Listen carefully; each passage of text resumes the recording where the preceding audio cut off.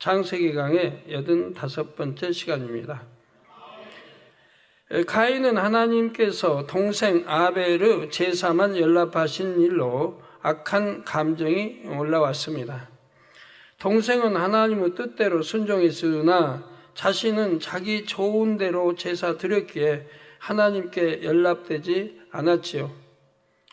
그런데도 가인은 분해했고 하나님께까지 서운한 마음을 품었습니다. 하나님께서는 가인에게서 악이 발동함을 아시고 권면의 말씀을 하셨습니다. 가인이 더 큰 죄를 짓지 않도록 막아주시려 했지요. 그런데 가인은 듣지 않았습니다. 본문 8절 전반절에 가인이 그 아우 아벨에게 고하니라 했습니다. 이는 가인이 자신의 마음에 있는 감정을 아벨에게 쏟아 놓았다는 뜻입니다. 자신이 아벨에게 어떤 감정을 가지고 있는지 또 왜 그러한 감정을 갖게 되었는지를 말했다는 의미죠. 그로 인해 동생 아벨을 몹시 힘들게 했습니다. 다시 말해 나 너한테 감정이 있어. 너 때문에 분이 났고 하나님께 권면도 들었어. 이런 식으로 말함으로써 심적 고통을 안겨주었다는 말이지요. 하나님께서 가인에게 분을 가라앉히고 더 이상 죄를 짓지 말라 하셨는데 가인은 반대로 행해 나갔습니다. 가인은 악을 누그러뜨린 것이 아니라 오히려 더 키워나갔습니다. 심지어 하나님의 권면도 듣지 않았지요. 시간이 지날수록 악한 감정은 더해졌습니다. 가인도 아버지 아담으로부터 진리를 배워서 자신이 그러면 안 된다는 것을 알았습니다. 그래서 감정을 다스려 보려고 했지만 제어하지를 못했지요. 오히려 점점 악한 감정이 쌓여갔고 이윽고 악한 행동으로 나올 수밖에 없는 지경에 이르게 되었습니다. 죄의 속성이 이렇습니다. 마음에 악이 심겨질 때에 바로 뽑아내지 않으면 금세 자라나서 마음을 정복해 갑니다. 원수마귀 사단의 사주를 받아 스스로 마음을 제어할 수 없게 되지요. 이러면 안 되는데 하면서도 죄의 종노릇을 하게 됩니다. 따라서 이런 단계에 이르기 전 이것은 죄다, 하나님께서 기뻐하시지 않는다 하고 깨달았을 때 바로 돌이켜야 합니다. 그리고 내가 악한 행동, 또 악한 말 이런 것들을 하면서도 내가 악하다고도 깨닫지 못한다고 하면 너무 하나님 말씀과는 멀리 사는 거예요. 성경 읽지도 않는 거고 말씀 귀담아 듣지도 않는 거고 그렇게 선을 가리키고 모든 걸 가리켜 나가는데도 이것이 사람의 힘만으로는 역부족이죠. 아버지 하나님께서 주시는 은혜와 능력 그리고 성령의 도우심을 받아야 됩니다. 따라서 항상 깨어 기도해야 되고 또 불같이 기도해야 됩니다. 불같이 뜨겁게. 이어지는 8절 후반절에 보면 그 후 그들이 들에 있을 때에 가인이 그 아우 아벨을 쳐 죽이니라 했습니다. 가인이 그 아우 아벨을 쳐 죽이니라. 인류 최초의 살인사건이 일어났습니다. 그것도 즉흥적으로 일어난 사건이 아니었지요. 가인이 두고두고 마음에 품어왔던 감정을 때를 보아 행동으로 나타냈다는 점에서 이 죄가 참으로 크다 할 수 있습니다. 더욱이 가인은 하나님으로부터 권면의 말씀을 들었음에도 이를 무시하고 죄의 소원대로 행했지요. 여러분도 단에서 하나님 말씀 얼마나 많이 권면을 듣고 이렇게 합니까? 그런데도 돌이키지 않고 이게 나가는 사람들 여러분 안에도 있지 않습니까? 이는 이미 그 마음에 악이 얼마나 크게 심겨져 있었는지를 나타냅니다. 그들이 들에 있을 때라는 표현으로 봐서 가인이 동생과 단둘이 외진 곳에 있을 때를 기다렸음을 알 수 있습니다. 이미 동생을 죽일 마음을 품었고 적당한 기회를 노리고 있었지요. 가인은 치밀하게 살인 계획을 짰던 것입니다. 이처럼 같은 살인이라도 고의로 사람을 쳐서 죽인 경우에는 그 죄를 더욱 크게 여긴다는 사실입니다. 사무엘하 3장에도 개인적인 원한 때문에 사람을 죽인 한 사례가 나옵니다. 때는 다윗이 유다 지파만의 왕이 된 지 7년 6개월이 되어갈 무렵이었지요. 나머지 11지파는 아직 사울의 아들인 이스보셋의 수하에 있었습니다. 이때 이스보셋의 군대 장관인 아브넬이 이스라엘 11지파를 대표해서 다윗을 찾아와 화친할 것을 제안합니다. 다윗은 아브넬을 극진히 대접했지요. 이에 아브넬은 21절에 내가 일어나 가서 온 이스라엘 무리를 내 주 왕의 앞에 모아 더불어 언약하게 하고 마음의 원하시는 대로 모든 것을 다스리게 하리라고 약속했습니다.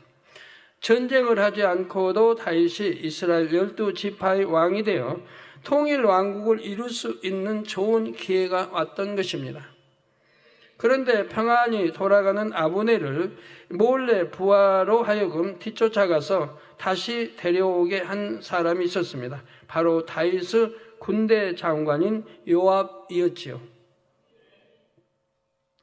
사무엘하 3장 27절에 보니 아브넬이 헤브론으로 돌아오매 요압이 더불어 정용히 말하려는 듯이 저를 데리고 성문으로 들어가서 거기서 배를 찔러 죽이니 이는 자기의 동생 아사엘의 피를 인함이니라 했습니다. 요압은 예전에 전쟁터에서 아브넬이 자기 동생을 죽인 데 대해 원한을 품고 이렇게 쾌계를 써서 아브넬을 죽이고 말았지요. 개인적인 원한을 갚기 위해 국가 중대사를 그르칠 수 있는 악행을 저질렀던 것입니다. 여기엔 사심도 개입되어 있었습니다. 적장인 아브넬이 다윗의 수하로 들어오면 자신의 주의가 위태해질 수 있었지요. 11지파를 데리고 오는 아브넬의 공로는 매우 큽니다. 이에 대해 다윗은 적절한 대우를 해줘야 하고요. 요압은 자신보다 아브넬이 더 높은 자리에 앉게 될 수 있다는 생각을 했습니다. 그래서 요압은 쾌계를 써서 아브넬을 죽이고 말았던 것입니다. 이로 인해 다윗은 어려움을 당할 뻔했으나 지혜롭게 행함으로 인해 무난히 통일 왕국을 이루었지요. 그런데 요압이 이와 비슷한 악행을 또다시 행했습니다. 압살롬이 백성들의 마음을 도적질하며 잠시 왕이 되었을 때에 아마사를 자신의 군대 장관으로 삼았지요. 다윗이 이 반역 사건을 진압하고 다시 예루살렘으로 복귀할 때 아마사를 군대 장관으로 삼겠다고 약속했습니다.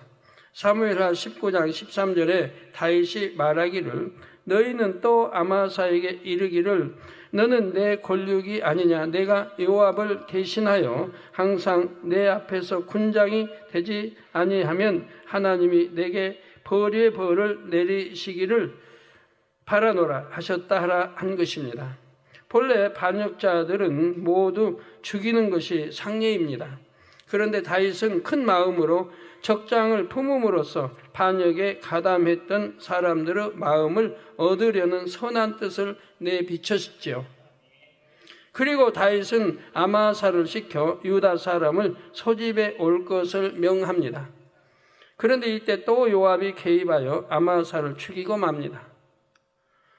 사무엘하 20장 9절 10절에 요압이 아마사에게 이르되 형은 평안하뇨 하며 오른손으로 아마사의 수염을 잡고 그 입을 맞추려는 채 하며 아마사가 요압의 손에 있는 칼은 주의치 아니한지라 요압이 칼로 그 배를 찌르매 그 창자가 땅에 흐르니 다시 치지 아니하였어도 죽으니라고 했습니다. 요압은 이처럼 번번이 다윗의 뜻을 거슬러서 악한 행동을 저질렀습니다. 늘 다윗에게 가시 같은 존재로 있다가 종국엔 배신을 했고 비참한 최후를 맞이했습니다. 이에 대해 열왕기상 2장 32절에 여호와께서 요압의 피를 그 머리로 돌려보내실 것은 저가 자기보다 의롭고 선한 두 사람을 쳤음이니 곧 이스라엘 군대 장관 네르 아들 아브넬과 유다 군대 장관 에데르 아들 아마사를 칼로 죽였음이더라 했습니다.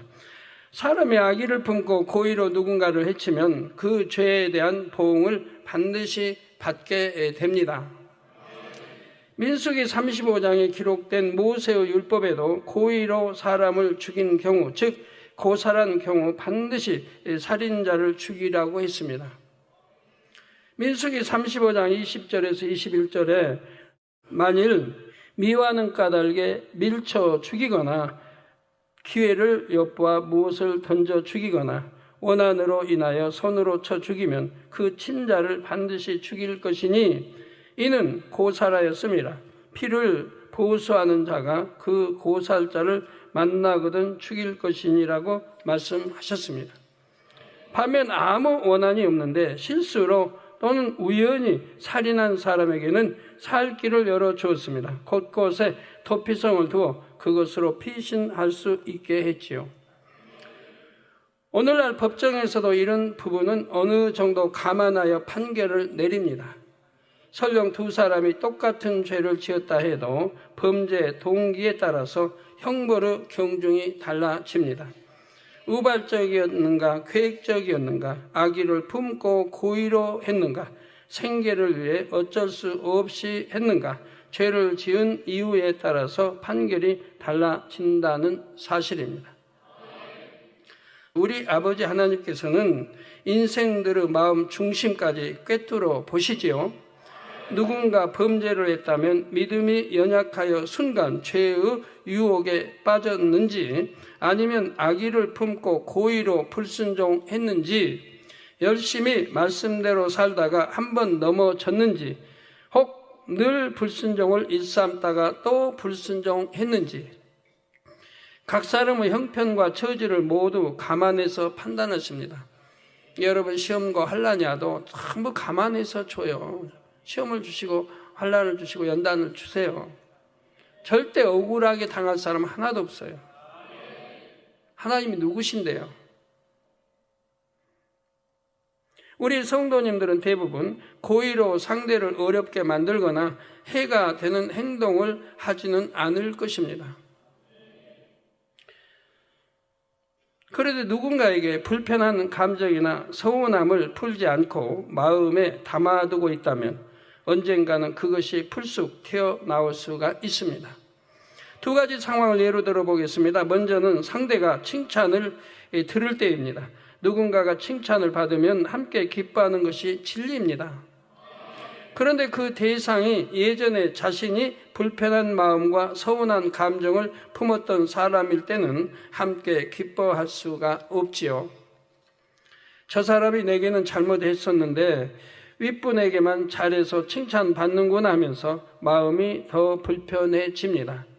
마치 자기가 억울한 일을 당했다는 듯이 다른 사람들에게 상대의 티를 알려서 상대를 깎아내리려 합니다.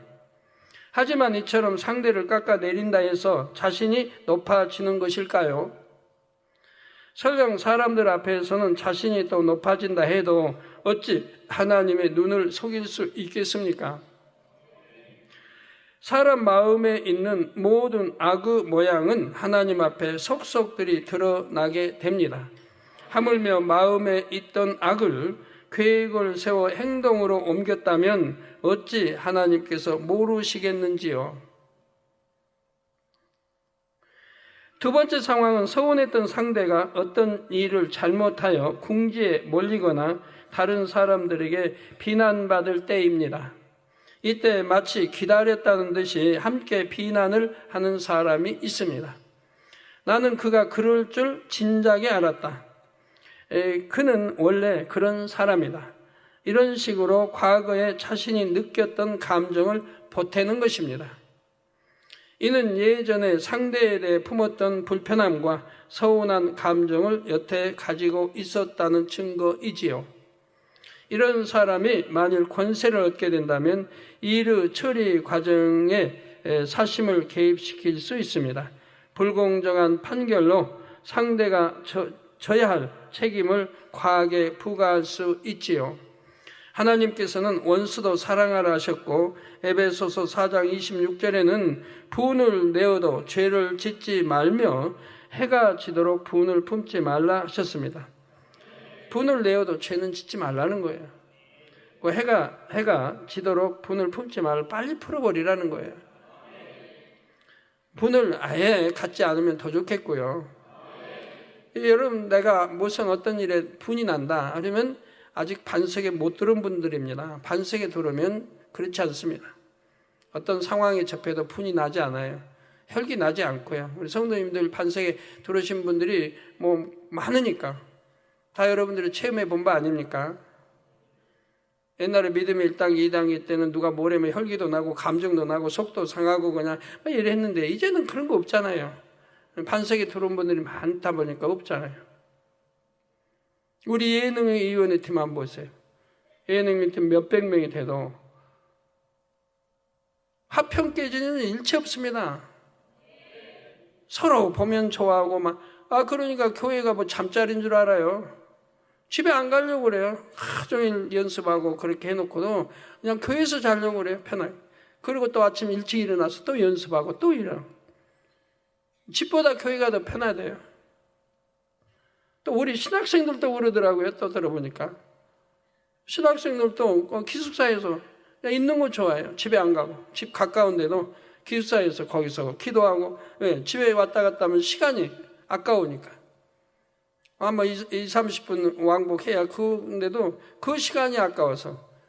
기숙사에서 거하면서 거기서 이제 거기 뭐 성전들 있잖아요. 거기서 말씀 보고 기도하고 말씀 묵상하고.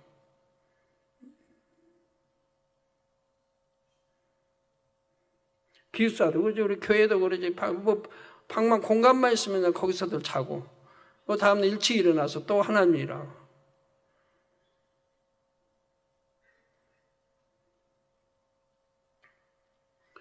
근데 그러지 않고 쉴 거 다 쉬고 먹을 거 다 먹고 잘 거 다 자고 하는 사람은 점점 뒤질 수밖에 없죠.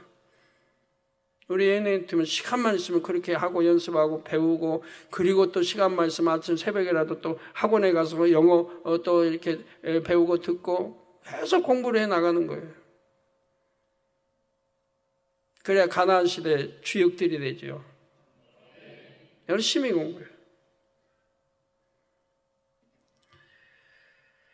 또한 로마서 12장 17절에는 아무에게도 악으로 악을 갚지 말고 모든 사람 앞에서 선한 일을 도모하라 했습니다.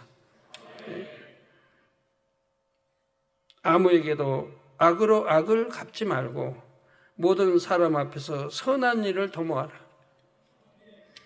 그런데 악한 감정을 품지 않고 담아두었다가 때를 보아 악행으로 갚는다면 이는 얼마나 큰 악인지 알아야 합니다. 요한일서 3장 15절 전반절에 그 형제를 미워하는 자마다 살인하는 자라. 형제를 미워하는 자마다 살인하는 자라. 그런데 한 번만 미워한 것이 아니라 미움의 감정을 쌓고 또 쌓는다면 이는 얼마나 많은 살인을 저지른 것인가요?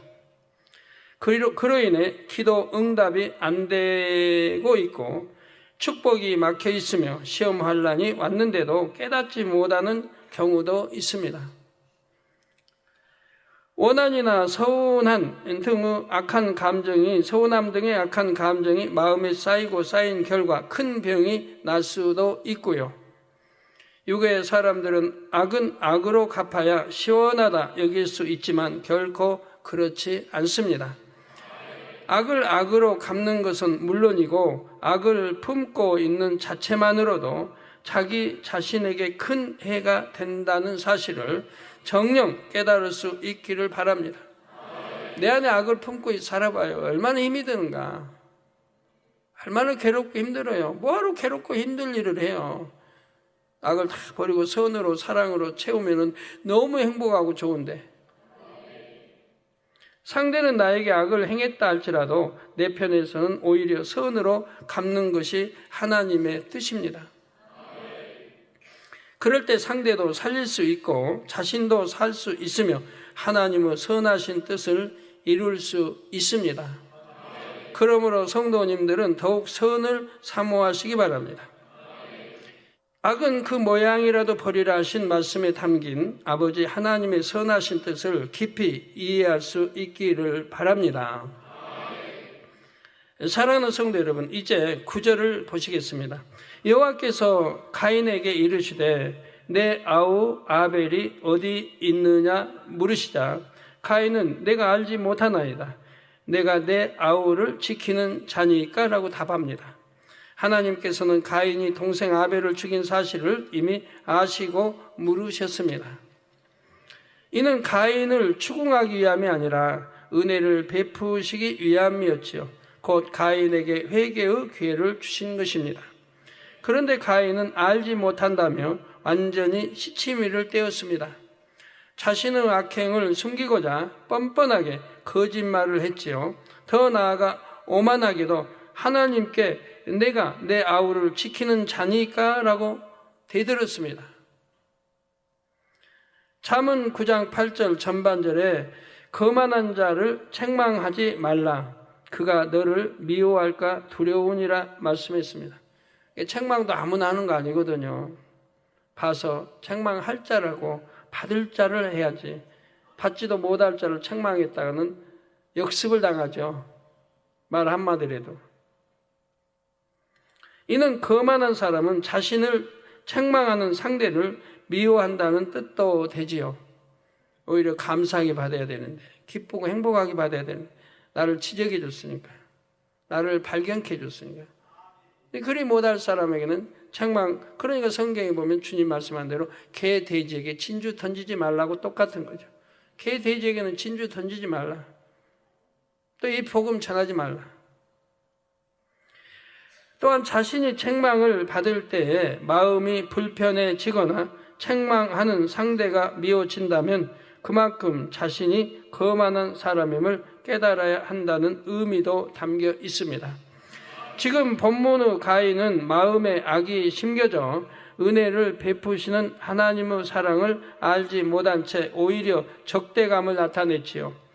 이미 가인의 마음에 악이 얼마나 많이 심겨 있는지를 보여줍니다. 성경 곳곳에 이런 예가 많이 나오지요.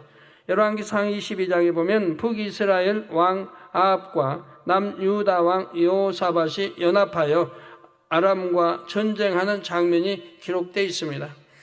여호사밧은 출정에 앞서 하나님의 뜻을 알아보자고 제안합니다. 이에 아합이 선지자를 400인쯤 모아서 물어보니 모두가 이번 전쟁에서 승리한다고 말했지요. 여호사밧은 이를 이상히 여기고 우리가 물을 만한 여호와의 선지자가 여기 있지 아니하니까 했습니다.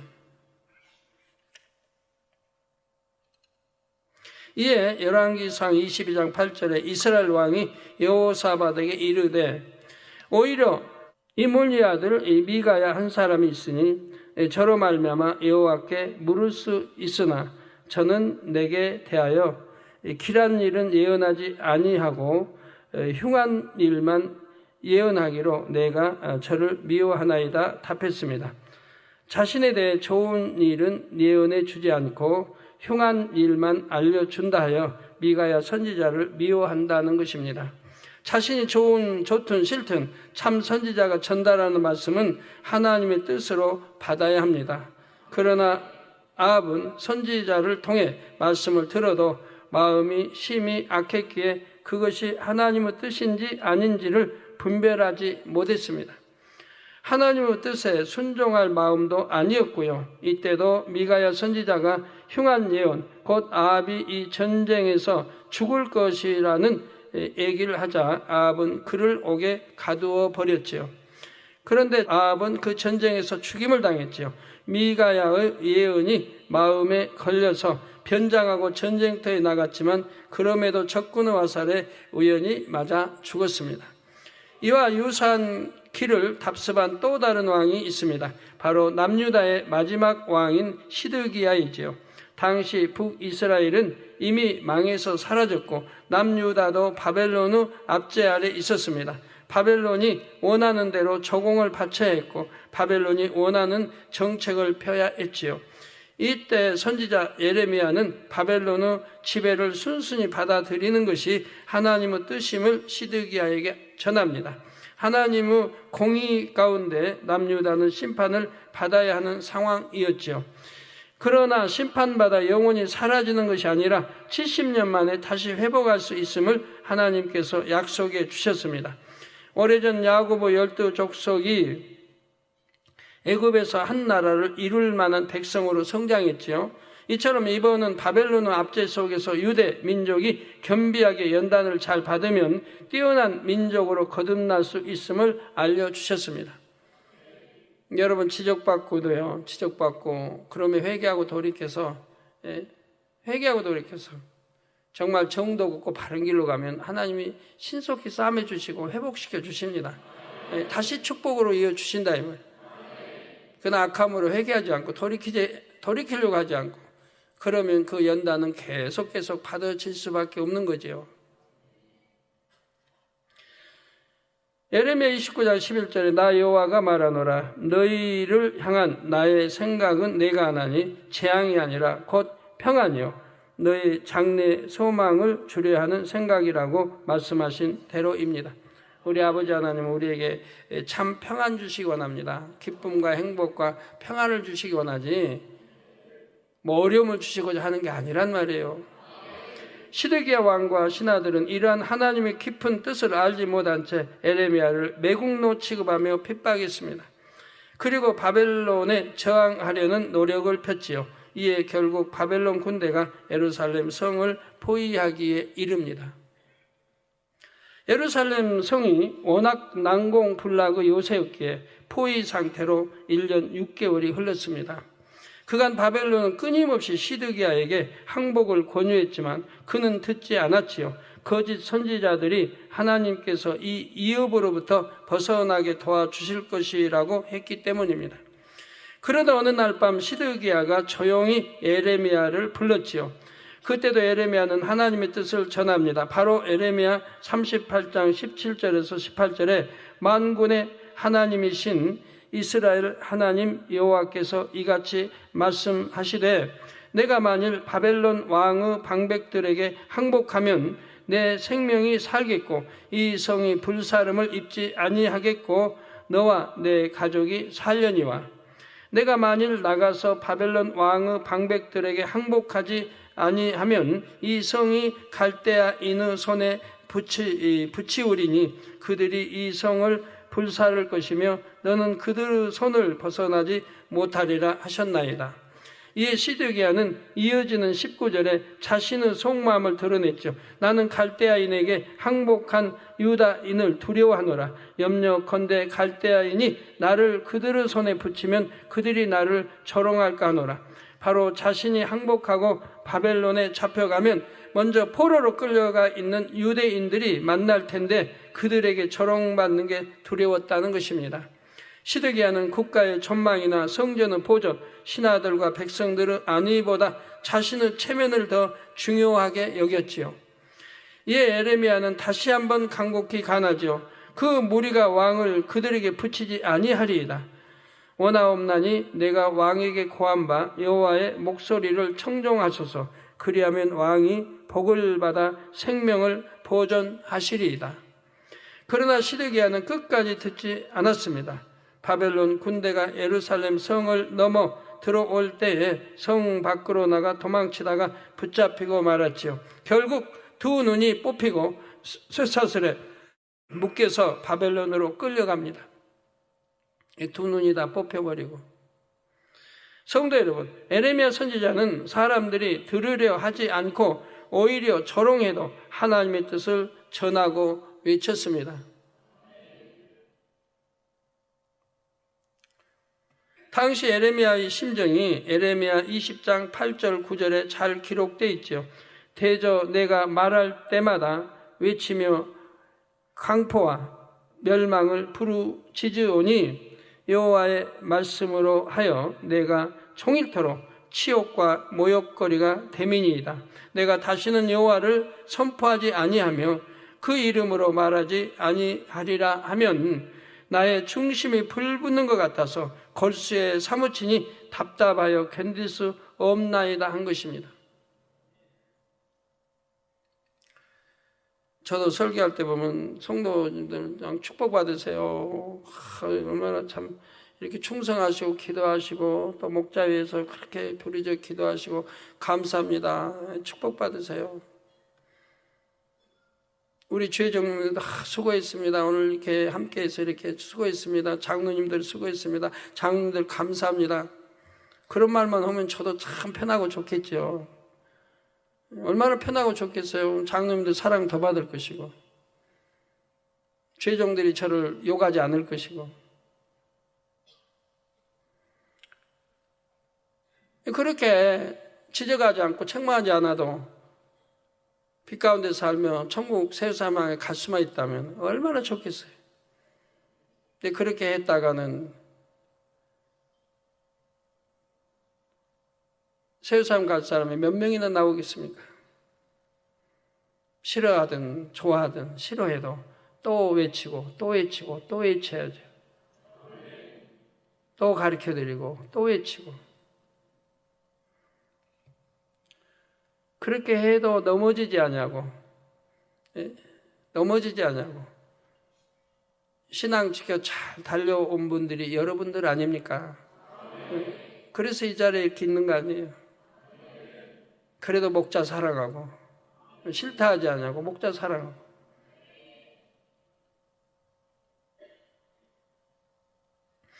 참으로 하나님을 사랑하고 영혼들을 사랑하는 사람은 이와 같은 심정이 됩니다.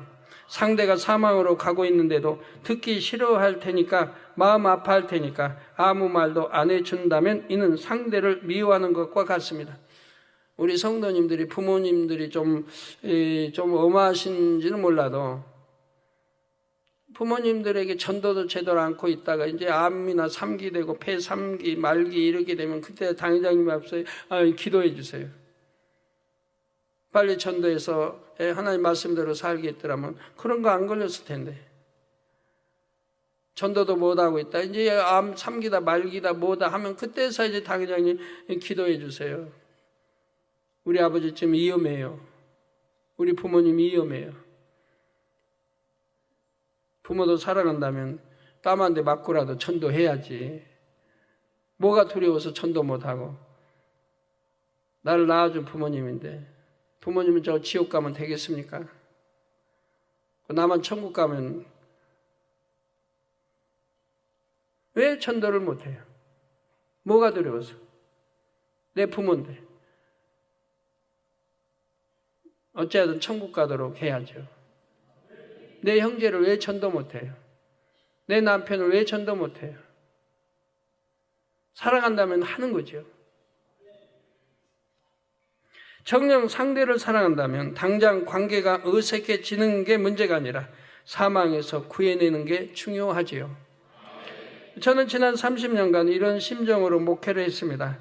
말씀을 선포하는 저는 물론이요. 듣는 성도들도 편치 않을 줄 알지만 그래도 죄에 대해 의에 대해 심판에 대해 외쳐왔지요. 안 그러고 선한 말만 한다면 저도 좋고 여러분도 좋고 근데 그게 결국은 좋은 게 아니거든요. 결과는 좋은 게 아니거든요. 달콤한 말 귀에 하여튼 거스르지 않은 달콤한 말 하면 좋을 것 같지만 그때는 좋겠죠. 그러나 결과는 좋은 게 아니란 말입니다. 그 결과 수많은 영혼이 어둠에서 빛으로 나왔고 영으로 온 영으로 나오고 있습니다. 에베소서 5장 13절에 책망을 받는 모든 것이 빛으로 나타나나니 나타나지는 것마다 빛이니라 라는 말씀대로 되었지요. 그러므로 성도님들은 혹여 책망이나 지적을 받아도 감사할 수 있기를 바랍니다. 내가 하나님의 아들이고 딸이라고 하면 천국의 소망을 가지고 산다고 하면 천국을 인도하는 말씀이고 다 깨닫게 해주는 말씀이라 하면 깨우쳐주는 말씀이라 오히려 감사하고 기뻐하고 행복해야 한다 하면 그걸 통해서 나를 발견하고 어찌하든 악은 모양으로 버리고 내가 지금 하는 행위 말하는 이 하나하나가 얼마나 악한가를 깨달아야 하는 것이고 선과는 너무 거리가 먼 내 입술의 말들이 나왔구나. 항상 마음을 낮춰 어떤 이가 권면하든 귀를 기울일 줄 알아야 합니다. 설령 어린아이가 권면을 해도 들을 수 있는 겸손한 마음이 되어야 합니다. 이처럼 우선 들을 수 있는 마음이 되어야 옳고 그름을 분별할 수가 있지요. 귀 기울여 들어보아서 그 말이 진리면 따르고 진리가 아니면 순종하지 않아도 됩니다. 그런데 아예 들으려고도 하지 않는다면 아무리 옳은 말도 옳게 들리지가 않습니다. 영으로 깊이 들어올수록 스스로 돌아볼 때 책망할 것이 없는 상태가 됩니다. 아버지 하나님의 뜻에 항상 순종할 마음으로 계명들을 지켜나가기 때문이지요. 영으로 깊이 들어올수록 아버지의 마음도 밝히 깨달아지므로 계명을 더욱 즐겁게 지켜 행합니다. 설령 하나님께 책망을 받는다 해도 모든 것을 사랑으로 느낌으로 더욱 온전한 빛으로 변화가 되지요. 그러나 본문의 가인은 이런 하나님의 사랑을 깨닫지 못하고 자신의 범죄를 감추는 데 급급했습니다. 그 결과 죗값을 톡톡히 받게 됩니다. 이에 대해서는 다음 시간에 이어서 말씀드리겠습니다. 성도님들은 오늘 말씀을 잘 양식 삼아서 늘 빛으로 빛 가운데 행하심으로 아버지 하나님의 기쁨이 되시기를 주님의 이름으로 축원합니다.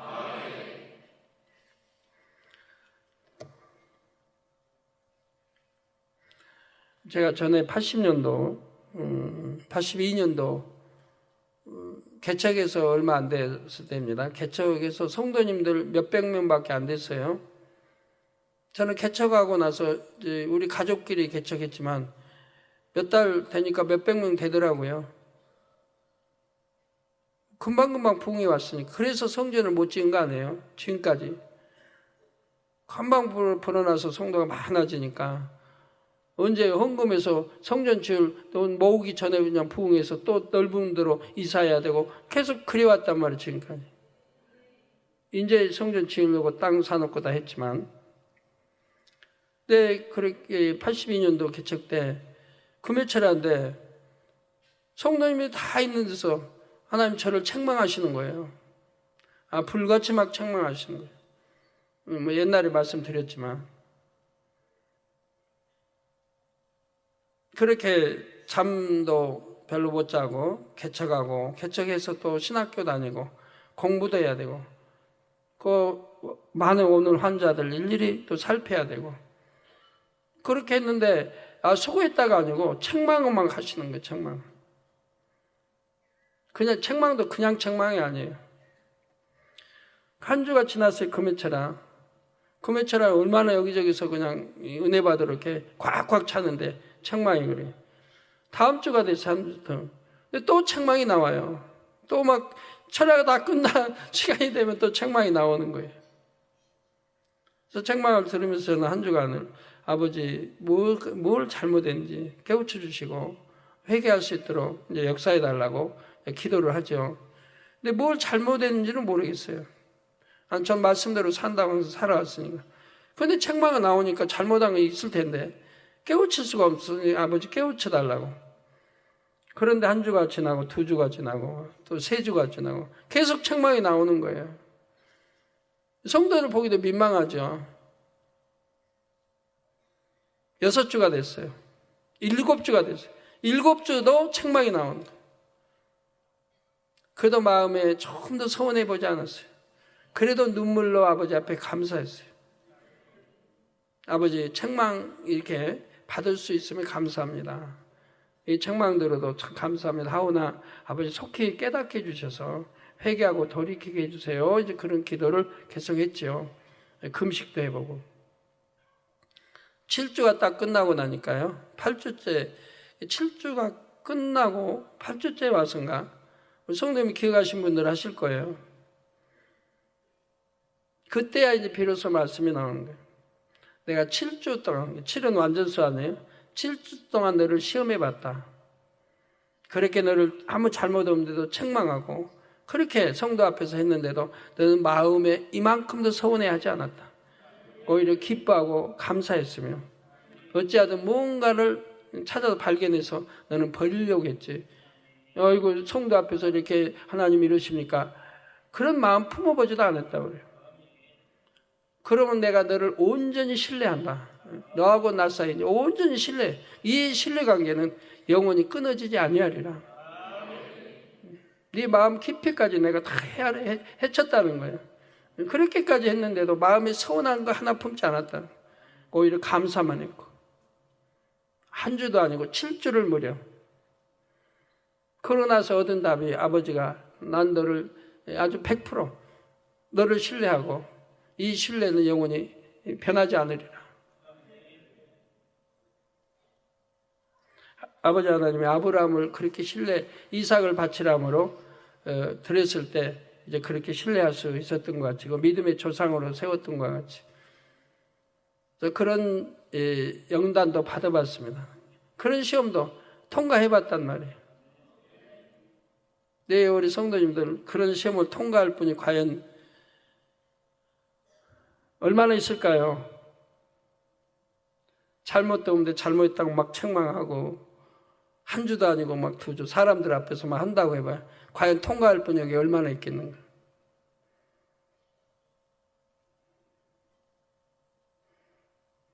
기도하겠습니다.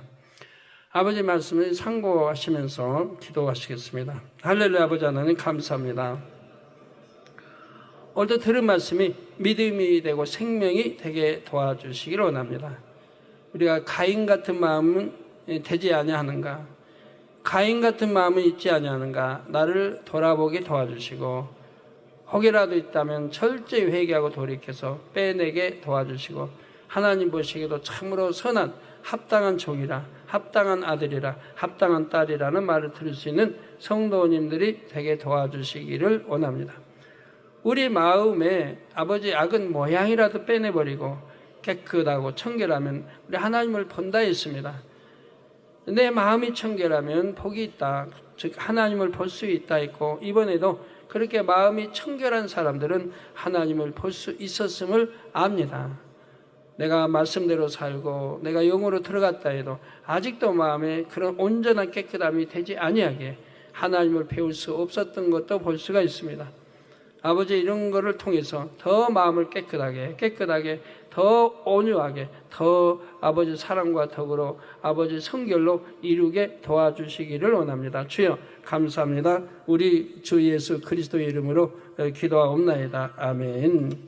환자에 의한 기도하겠습니다. 아픈 곳에 손 얹어주시고 연약한 곳에 손 얹어주시고 마음의 소원을 넣고 기도 받으시겠습니다. 할렐루야. 아버지 하나님, 이 시간 친히 안수해 주옵시고 시공간 초월하여 안수해 주옵소서. 화상을 때 예배드리는 전국 교회와 지교회와 지성전회 인터넷을 통해 예배 드리는 전 세계 하나님의 자녀들 위해 GCN 시청자들 위해 1만 만민 지교회 성도들 최종들 선교사들 위해 아버지, 또 영국의 은펄라고마 선교 제인 은펄라고마 선교사 3월 24일부터 27일까지 스페인 선교 출장의 모든 일정이 형통하도록 축복해 주시기를